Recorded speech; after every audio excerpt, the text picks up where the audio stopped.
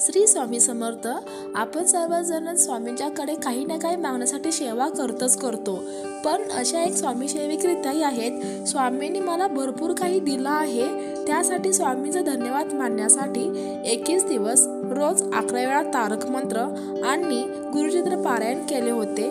तेव्हा स्वामींनी दिव्यातून स्वामींची प्रतिमा आणि दिव्यातूनच स्वामींनी औदुंबर वृक्षाचं फळ हे त्यांना साक्षात रूपी दिलेलं आहे.